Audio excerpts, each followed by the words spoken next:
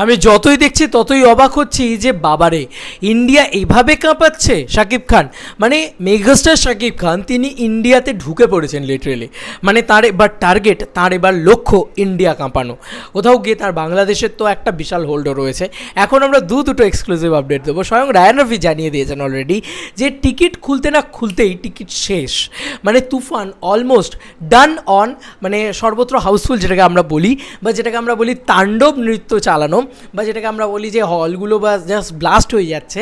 এখানে যেগুলো আমরা বলতে থাকি সেগুলো কিন্তু অলরেডি শাকিব খান বাংলাদেশে শুরু করে দিয়েছেন। সেটা তার বাংলাদেশের টেরিটরি, সেটা সে করবেই। কিন্তু তুমি আমাকে বলো যে ইন্ডিয়াতে উনি যে এই যে তাণ্ডবটা শুরু করেছেন, ইন্ডিয়াতে ওনার যে এই দাপটটা শুরু হয়েছে, এটাকে তুমি কি বলবে?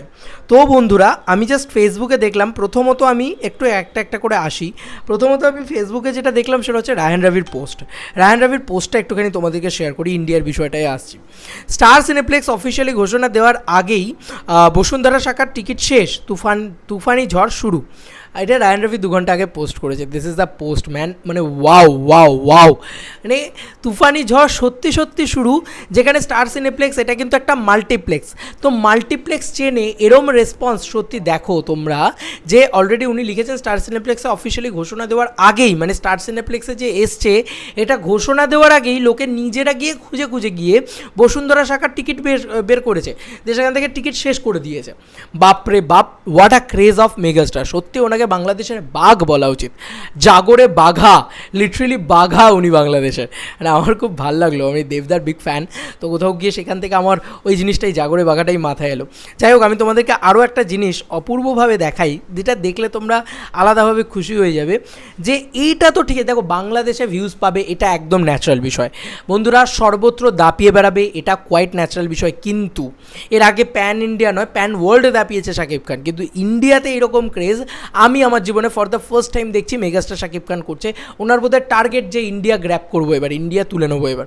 কারণ এসভিএফ এর চ্যানেলে তোমরা দেখো, জাস্ট এসভিএফ এর চ্যানেলে তুফানের ট্রেলার অলরেডি 5 লাখ প্রায় ভিউজ পেয়ে গেছে। রিয়েল টাইম ভিউজ ধরলে মোটামুটি 5 লাখ হবে, 4,88,000।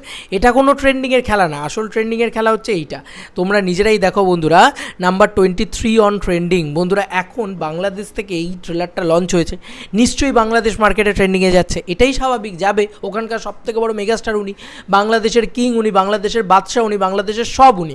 কিন্তু অদ্ভুত ব্যাপার, ইন্ডিয়াতে যে সিনেমাটা ইন্ডিয়াতে তার আরও অনেক পরে রিলিজ করবে, 17 তারিখের পর 28 তারিখে রিলিজ করবে, প্রায় তার সাথে মোটামুটি 10-12 দিনের গ্যাপ রয়েছে।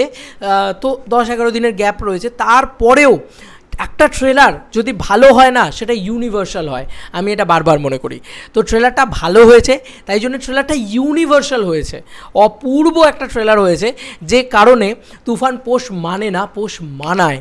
তো পোষ মানিয়ে ফেলেছে, আলাদা একটা কান্ট্রিকে পুরো নিজের দক্ষতায় নিয়ে নিচ্ছে আস্তে আস্তে আস্তে আস্তে।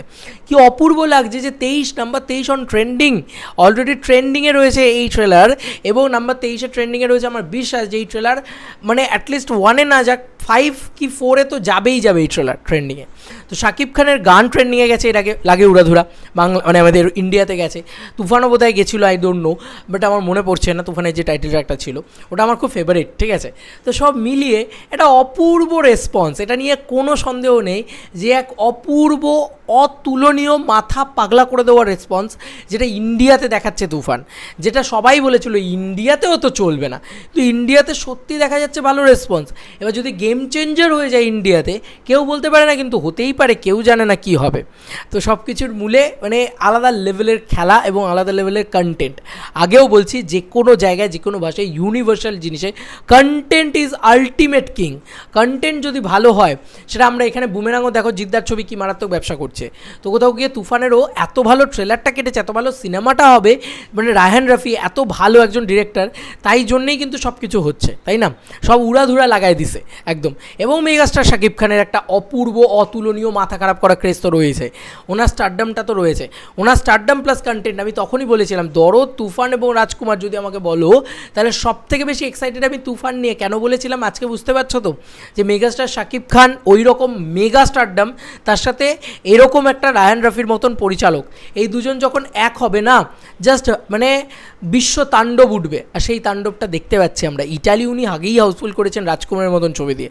আমার বিশ্বাস উনি তুফান দিয়ে সারা বিশ্ব কাঁপিয়ে বেড়াবেন, মানে বিশ্বে ওনার জয়ধ্বজা চলবে, জয়ধ্বজা উড়বে, এটা একটা আমার মনে হচ্ছে। তোমাদের কার কি মতামত এন্টায়ার ভিডিওটাকে নিয়ে জানিও কমেন্ট সেকশনে।